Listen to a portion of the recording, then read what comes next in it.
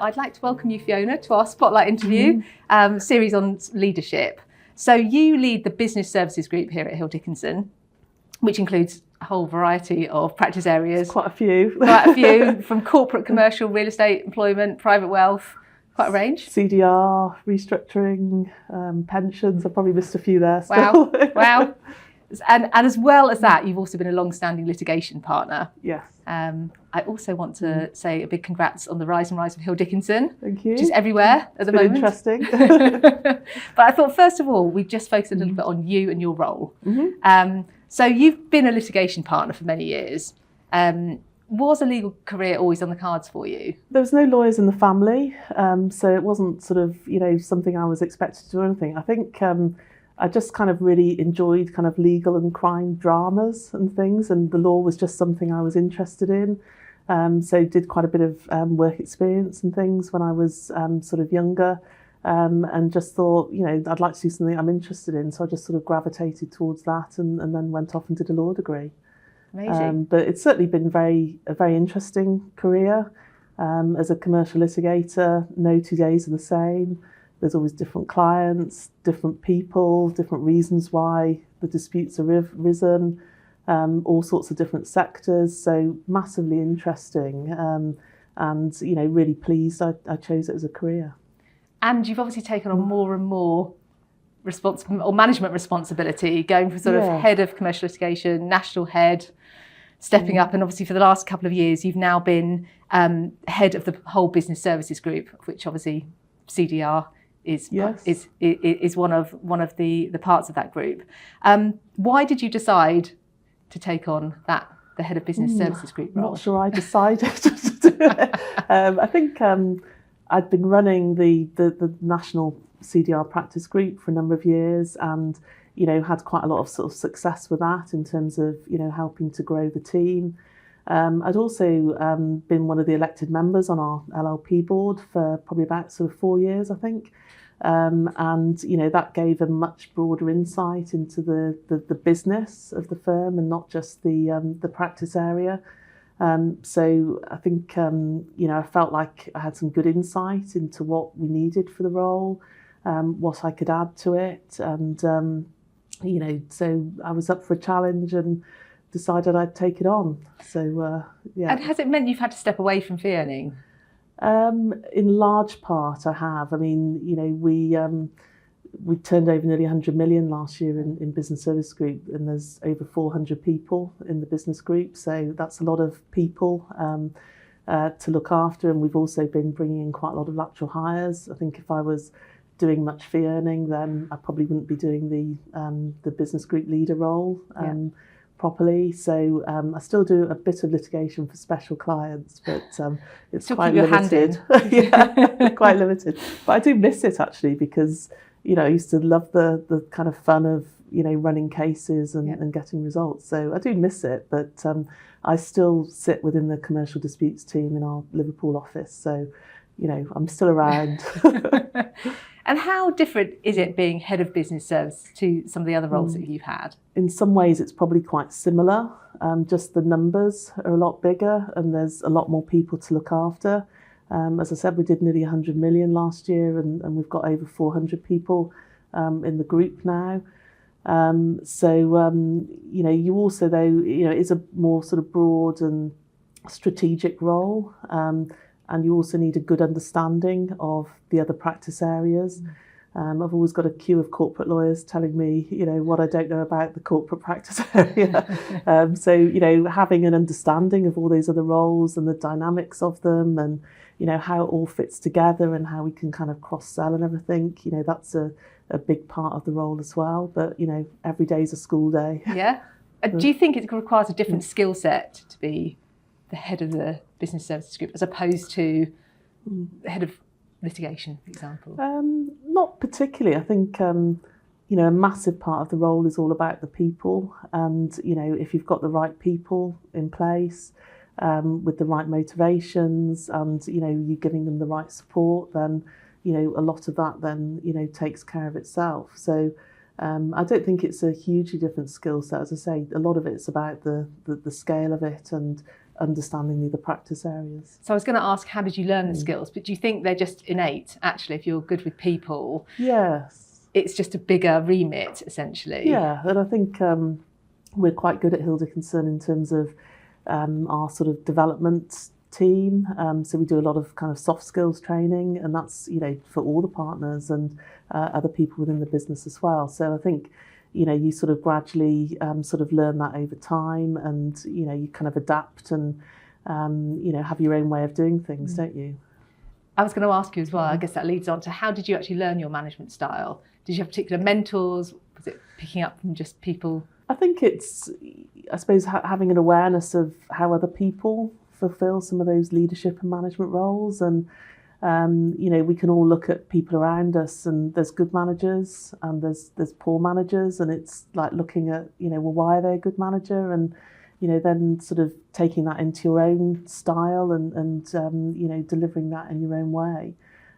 So, yeah, I think it's sort of over time, you develop it. And what do you think the hardest part of your role is? The hardest part?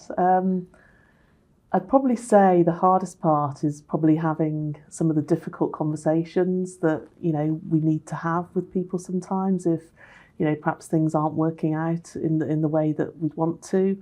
So, no one likes a difficult conversation. So I think that's probably the hardest part, I would say. And what's the best part? What are you enjoying the most? The best part? I think, it's just been year end, so I think the best part is, probably seeing the growth and success that we're enjoying. And, what's been great is that growth and success has been, very much across all of the business services team. Every single team last year grew. And, that then becomes a bit infectious. Everyone's quite competitive. We're lawyers. So seeing how energised the group is, about achieving that success, and then, already teams looking forward to next year and, right, how are we going to deliver it next year? How are we going to grow next year? I think that's been probably the best part of the role for me. Fantastic. And you've built a long career at Hill Dickinson. You were sitting in the sort of senior leadership role, and you're a senior female as well, sitting that role. How have you seen opportunities for women evolve in the law? I think, I've been in the legal career for over 30 years now. I know I don't look that old, but I have been in it over 30 years. And I think, it's changed dramatically over that time period. And, now we've got a lot more women in the partnership, and we've got a lot more women in senior management roles across, the profession. I think we're very good at Hill Dickinson. At that, we've got, I think we're up to about 36% of women in senior management. At the moment, we've got a target to get that to 40% over the next few years. So I think, we are very good at supporting women, into those roles. The profession isn't perfect, and that's not replicated everywhere. So I think there's still a lot to do, but I think, we are getting there. Were you aware of that when you came into the law, the sort of lack of... Not particularly, okay. No. I think, I think as a woman going into many professions, I think you're not really aware of what it's really like until you get there. And I suppose for me, as a junior lawyer, it didn't matter as much, but then as you kind of progress through your career, it does matter. You do want to be a partner, and you do want to progress. So I suppose I've been quite fortunate that, we have done a lot more in the profession to support women over the period of time that I've been in my career. So what do you think still needs to change to see more women represented at the most senior levels? I think it's a complex issue, actually, and I think the answer to that will vary. Different people will have a very different take on it. I think from my perspective, from what I see, I think one of the biggest issue remains that, women go off on maternity leave, and then they need to, have that time away from the business. And then, when they come back, they've then got to juggle childcare responsibilities.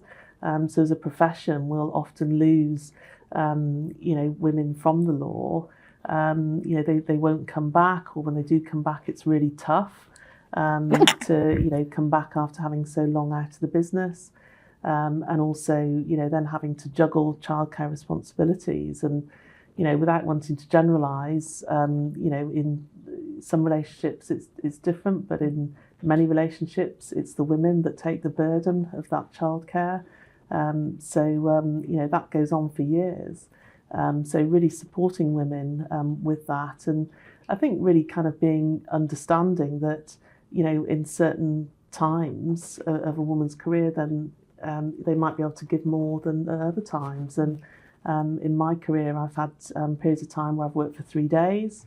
I then went back to 5 days. I then went to 4 days, then gone back to 5 days. So, it's about being kind of flexible and adaptable and, kind of responding to what's needed, so we don't lose people. I think another big issue is imposter syndrome. I've sat on loads of promotion panels over my sort of time here. And you'll see all the male candidates turn up and they'll just tell you how they're smashing it out of the park, and how they should have been promoted 3 years ago. Again, I don't want to generalise, but sometimes women or female candidates will come in and say, I'm not quite hitting all the metrics here, but I'd still like to be promoted.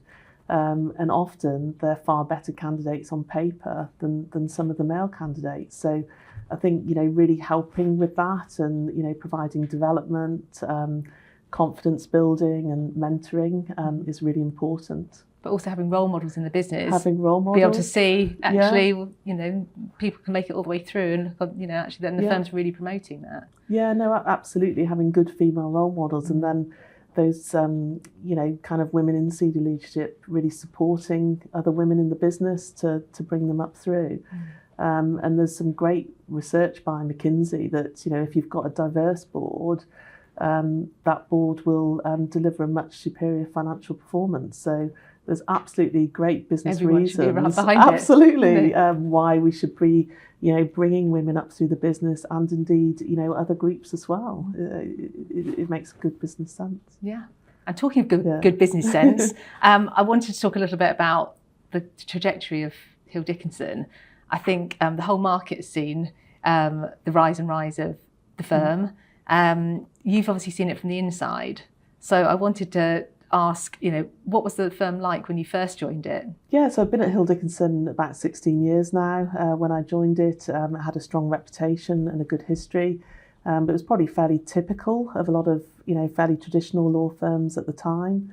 A lot of great people there. And I think, we've still got lots of great people at Hill Dickinson, but I think what's changed over time is we've probably become a lot more progressive, a lot more sort of clear in terms of strategy and direction, and the sort of ambition for growth, and having that kind of clear strategy with the kind of good people culture as well is really probably what's changed over that time. And the growth of the business services group in particular has been really significant, both in terms of revenues, as you said, 100 million now, but also the broader sort of investment repositioning of the practices. Was that particular growth of the BSG something that was deliberately planned, or was it something that's just evolved? Yeah, I think, look, the year that's just closed, we grew 18%. The year before that, we grew 22%. So it's certainly, been really strong growth over the last few years. And I think, we have had a clear growth plan and a sort of clear, strong ambition to grow the BSG. I think the way we've delivered that has probably been more organic. I think we're quick to recognise strong opportunities and good opportunities and back the right people that we come across. So I think the way we've delivered it is probably a little bit more organic, but the ambitions, But the path was set out quite clearly. Yeah, certainly like. Our CEO certainly, tells me what's expected. Firm management, is it? Firm management. And there's also been really visible investment in the Hill Dickinson brand more broadly. I think we've all seen the Hill Dickinson Stadium naming for Everton Football Club. So I was also going to ask, what role does the brand play in supporting that growth and attracting clients and lawyers alike? Yeah, I think, we have invested hugely in our brand over the last year. We did a a full rebrand in the autumn and launched a new website, which shows us much more of a sort of human and approachable firm, which I think, very much reflects us as a firm. And as you say, we also took the rather unique step of naming a stadium. And that was certainly a very sort of different thing in the market, but it sort of reflects our sort of growth ambition. And it's had a huge impact, I would say, in terms of attracting talent. Our sort of direct applicants for roles have increased, certainly at the sort of more junior end. But what we've really seen is that the quality of applicants has really rocketed during that time. And also with lateral hires, I think people that probably wouldn't have, wanted a conversation with us or wanted to pick the phone up over a year ago, and now thinking, right, well, actually, we've noticed that, we've noticed the ambition, and happy to have a conversation. Fantastic. Yeah.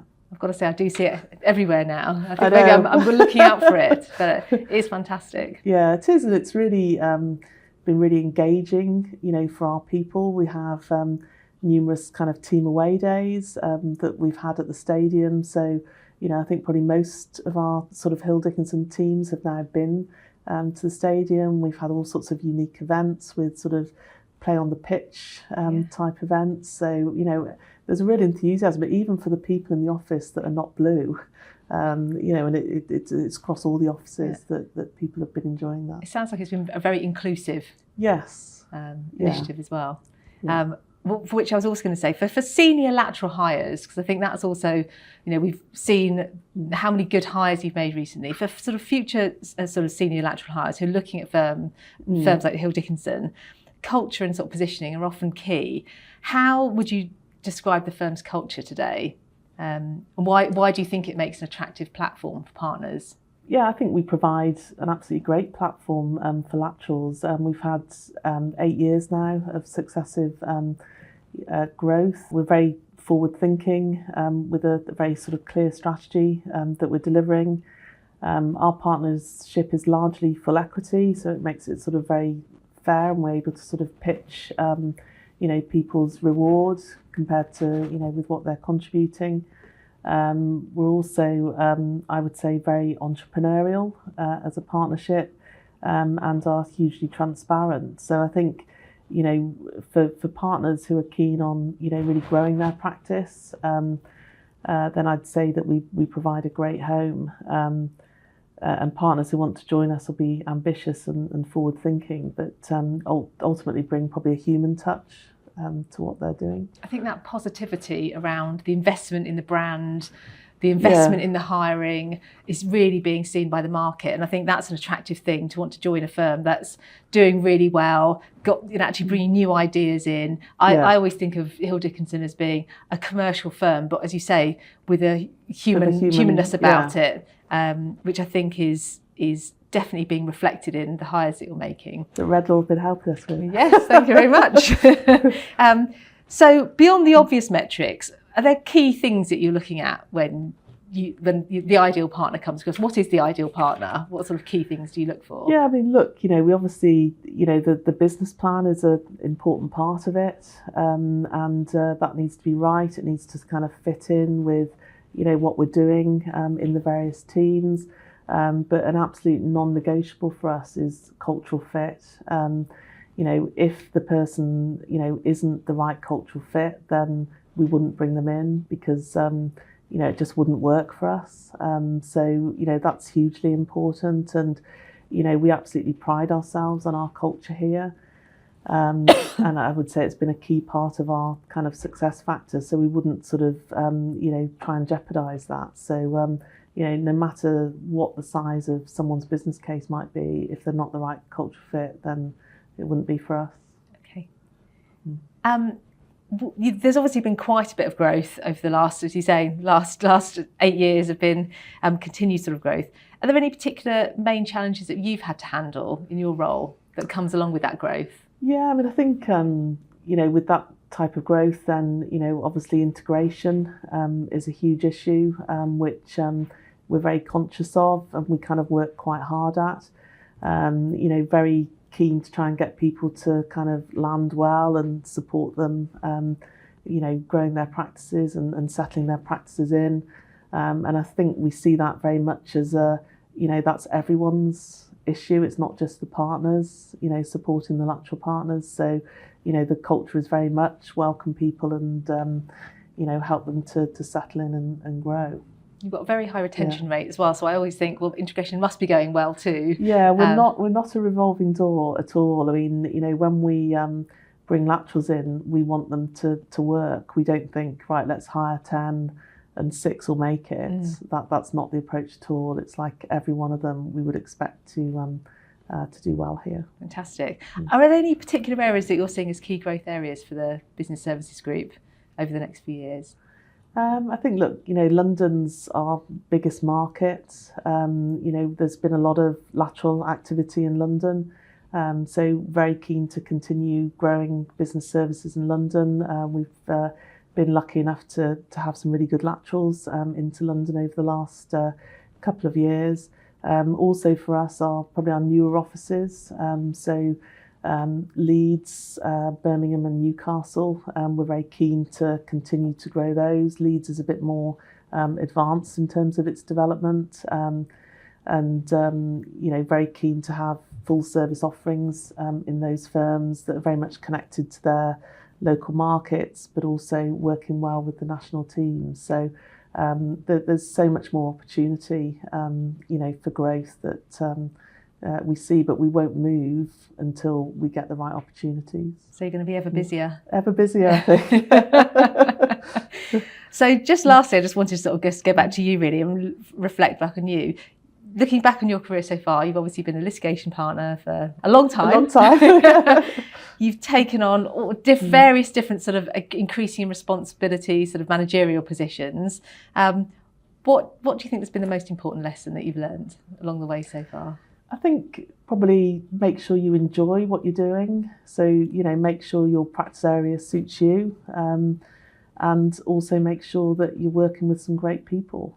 So I think, if you're enjoying the role and if you're working with great people, then it's not really work. It's more of sort of fun adventure, really.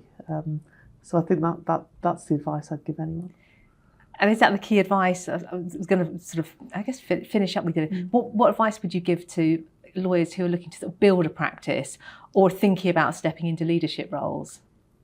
I think, be clear on what you want to do, and, what you're good at, what plays to your strengths, and, have a kind of clear focus in terms of how you'll do it and what help you need, and find a really good platform, I think, to grow it from with some good people that are supportive. Fantastic. And maybe Hill Dickinson. Maybe Hill Dickinson, yeah. Happy to have a conversation. Brilliant. Well, thank you very much for your time, Fiona. It's been great to speak to you. Thank you.